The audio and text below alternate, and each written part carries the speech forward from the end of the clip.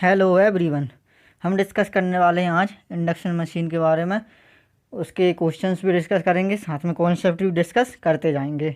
जो लोग मुझे पहली बार देख रहे हैं, चैनल को क्या करना है, चैनल को सब्सक्राइब करना है और वीडियो पसंद आए तो लाइक कर देना होता है।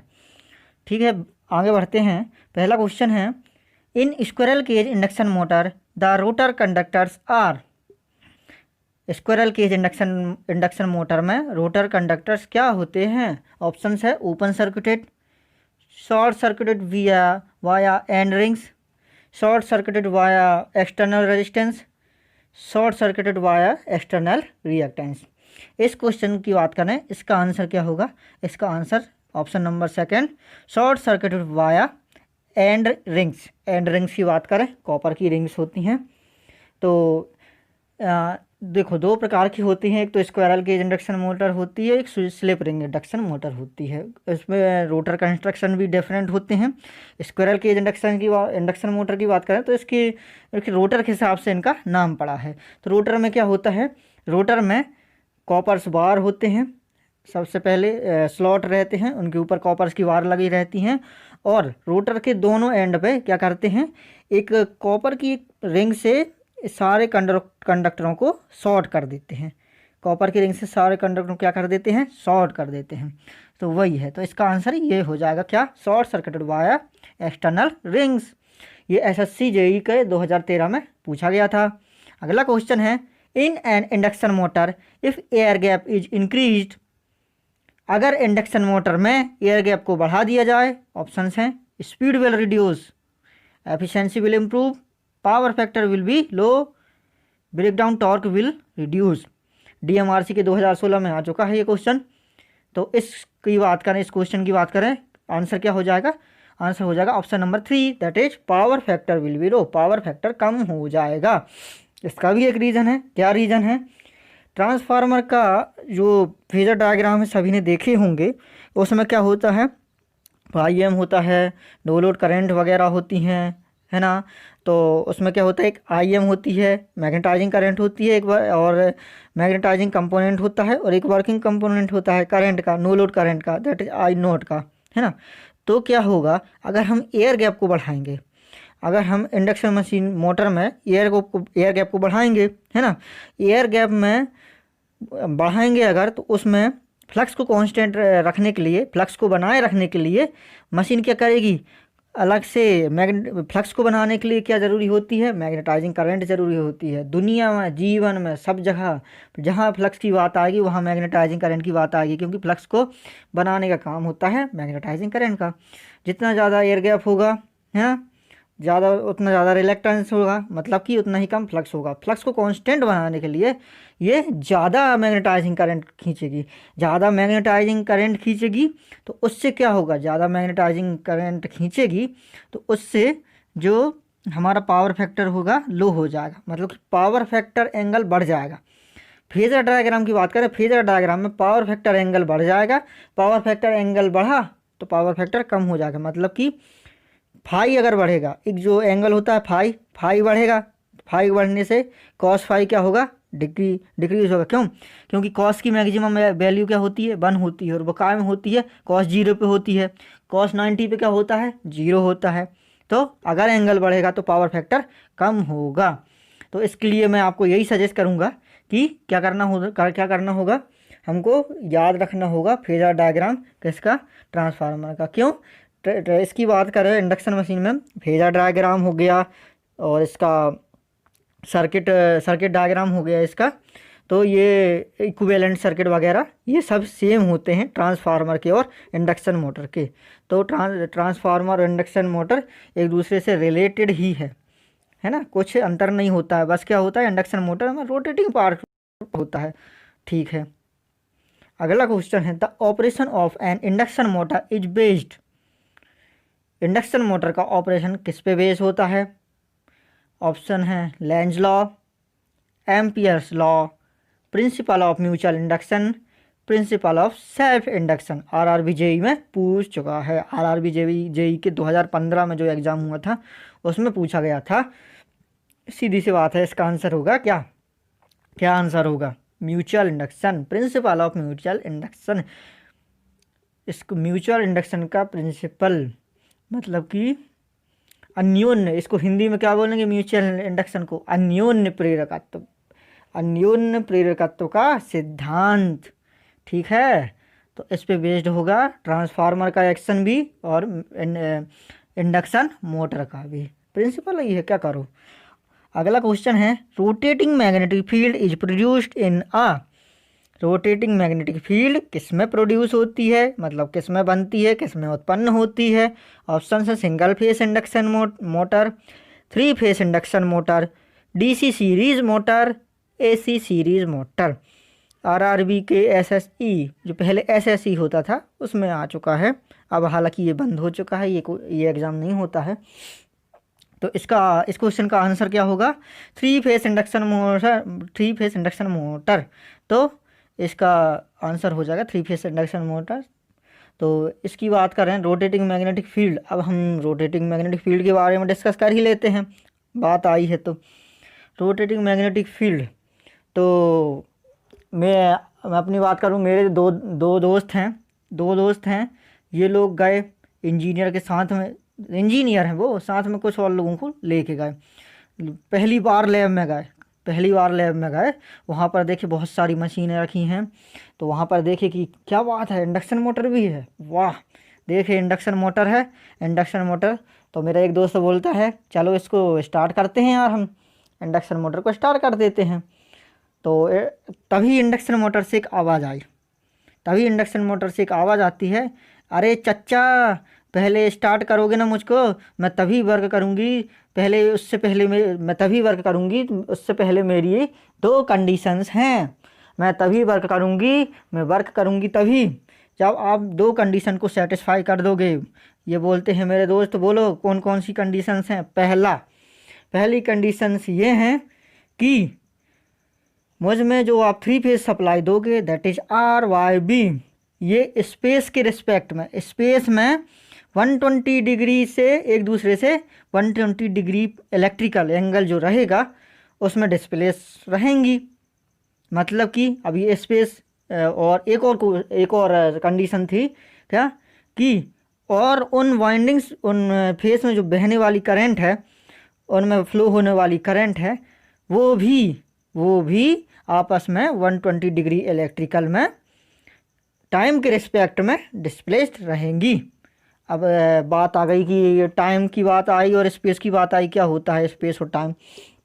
स्पेस की बात करें तो स्पेस में मशीन रखी है, स्पेस में लगाना है ये आर, चांदा, अपना जो चांदा प्रकाल होता है ना, उससे नाप लिए RYB।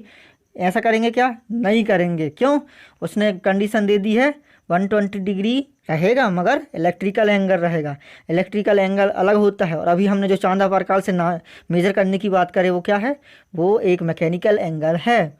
ठीक है, तो इलेक्ट्रिकल एंगल अलग होता है। अगर वो कंडीशन सेटिस्फाई हो जाती है, वो तो होगी। तो वाइंडिंग हम कुछ इस प्रकार से करेंगे कि आपस में RYB का 120 डिग्री इलेक्ट्रिकल जो है एंगल बना रहे। इसी स्पेस की बात करें, अब सर बोलोगे, आप बोलोगे स्पेस तो हवा भी होती है। अरे दादा, हवा में करंट थोड़ी फ्लो कराना है, मशीन में करंट फ्लो कराना है, मशीन को काम करवाना है, हवा में थोड़ी कुछ करना है। ठीक है।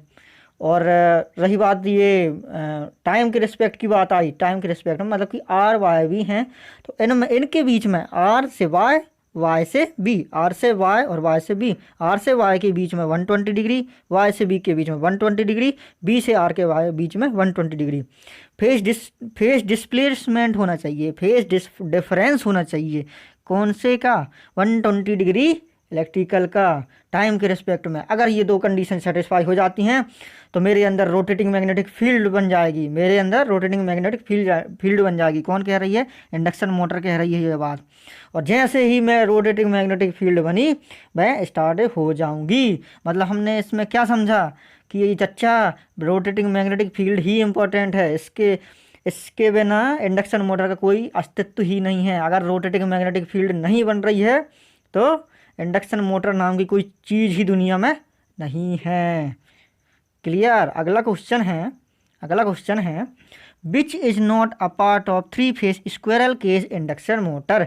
Three phase squirrel cage induction motor जो होती है उसका इनमें से क्या पार्ट नहीं होता है? ऑप्शन है rotor, stator, carbon brushes, shaft. ये आरआरबी जेई 2015 में आ चुका है। इसकी बात करें, सोचिए सोचिए क्या होगा। Three phase squirrel cage induction motor की बात कर रहा है, इसमें बोल रहा है क्या चीज़ पार्ट नहीं है।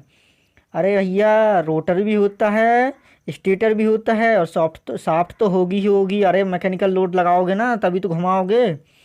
क्या बचा? कार्बन ब्रशेस बचा। तो इस ओनली हम स्क्वायरल केज इंडक्शन की बात कर रहा है, स्क्वायरल केज इंडक्शन मोटर की बात कर रहा है, तो इसमें कार्बन ब्रशेस पार्ट नहीं होते हैं। अगला क्वेश्चन है, slip rings of induction motor are made up of. Induction motor में जो स्लिप रिंग्स होती हैं वो काय की बनी होती हैं? आरआरबी जेई के 2015 में पूछ चुका है। ऑप्शंस हैं cobalt steel, aluminium, carbon, phosphor, bronze. इसका आंसर हो जाएगा फॉस्फर ब्रॉन्ज। इसका आंसर हो phosphor bronze. Option number 4 phosphor bronze. क्यों? इसका भी रीजन है। क्या रीजन है? स्लिप रिंग्स क्या होती हैं? स्लिप रिंग्स वो होती हैं जिसमें स्लिप रिंग्स हैं, रिंग हैं तो करंट फ्लो होगी, है ना। मतलब कि उससे करंट आएगी या जाएगी, उसके थ्रू करंट पास होगी। तो हम क्या चाहते हैं कि अगर उसमें उसके करंट लगातार फ्लो हो नहीं, जितनी मात्रा में हम करंट चाहते हैं कि अगर उसमें फ्लो हो रही है, तो उसमें बीच में कोई ऊपर नीचे करंट, मतलब करंट में ज़्यादा वो ना हो, क्या ना हो, करंट कम ज़्यादा ना हो। मतलब कि जैसी करंट जा रही है वैसी ही करंट रहे। एक्चुअल में जो करंट जा रही है वैसी होना चाहिए, ना उससे कम होना चाहिए ना उससे ज़्यादा होना चाहिए। तो ये फास्फर ब्रॉन्ज की एक ऐसी चीज़ है, फास्फर ब्रॉन्ज की ऐसा है मटेरियल है कि इसकी बात करें कि इसका जो टेम्परेचर कोफिशिएंट ऑफ रेजिस्टेंस जो होता है लो होता है। मतलब कि इसका प्रतिरोध ताप गुणांक कम होता है। इसका मतलब क्या हो गया? प्रतिरोध ताप गुणांक कम होने से, अगर ये प्रतिरोध ताप गुणांक कम होगा तो टेम्परेचर कोफिशिएंट ऑफ रेजिस्टेंस कम होगा। इसका मतलब क्या हो गया कि भैया जो रेजिस्टेंस है टेम्परेचर पे ज़्यादा डिपेंड कर ही नहीं रहा है। मतलब कि टेम्परेचर को बढ़ा भी लो, रेजिस्टेंस में कोई खास फर्क आने वाला नहीं है। इनफैक्ट नेग्लिजिबल, ना के बराबर फर्क आता है। तो इसके हिसाब से बेस्ट हम क्या चूज़ करेंगे? अरे दादा, इसी को चूज़ करेंगे ना। किसको? फॉस्फर ब्रॉन्ज को। अगला क्वेश्चन है, induction generator is stable at आ। डीएमआरसी में आ चुका है, ये डीएमआरसी के 2016 में। तो इंडक्शन जनरेटर कब स्टेबल होता है, या स्टेबल पोजीशन क्या है, या इंडक्शन जनरेटर एक प्रकार से उसकी कैरेक्टरिस्टिक के बारे में यह पूछ रहा है। इसका ऑप्शंस हैं speed below synchronous speed, speed above synchronous speed, speed equal to synchronous speed. तो इस क्वेश्चन, और अगला है none of the above. Answer क्या होगा? आंसर होगा स्पीड अबव सिंक्रोनस स्पीड। जीवन में याद रखना है, क्या याद रखना है? एक ही बात याद रखना है। इंडक्शन जनरेटर की बात आ जाएगी तो इसमें क्या होगा, इसमें जो रोटर की स्पीड है वो सिंक्रोनस स्पीड से भी ज़्यादा हो जाती है। यही एक फ़र्क है इंडक्शन मोटर में और इंडक्शन जनरेटर में। इंडक्शन मोटर में क्या होता है कि दद्दा, इसकी जो होती है ना, क्या रोटर की स्पीड होती है वो सिंक्रोनस स्पीड से कम होती है, और इसकी इंडक्शन जनरेटर की रोटर की जो स्पीड है वो सिंक्रोनस स्पीड से ज़्यादा होती है। ये फ़र्क होता है। ठीक है, ये चीज़ को याद रखना है। अगला क्वेश्चन है, विच information is available on the name plate of the motor. एक मोटर के नेम प्लेट में कौन सी इन्फॉर्मेशन, कौन सी सूचनाएं अवेलेबल रहती हैं, कौन सी सूचनाएं उपलब्ध रहती हैं? ये पीईवी के सभी इंजीनियर 2016 में आ चुका है। ये पहले व्यापम सभी इंजीनियर हुआ करता था, फिर इसका नाम चेंज हो गया है, मध्य प्रदेश का बोर्ड है। इसकी बात करें, ऑप्शंस हैं इसके HP rating, RPM, frame model, all of the above. इसकी बात करें, इस क्वेश्चन का आंसर क्या हो जाएगा? इस क्वेश्चन का आंसर हो जाएगा all of the above. All of the above मतलब कि एचपी रेटिंग भी लिखी होती है और किस आरपीएम में ये घूमेगी वो भी लिखी रहता है, और फ्रेम का मॉडल तो लिखा रहेगा ना, वो मतलब कि कंपनी जो रहेगी फ्रेम का मॉडल तो लिखेगी ही लिखेगी, नहीं तो कन्फ्यूजन ना हो जाएगा।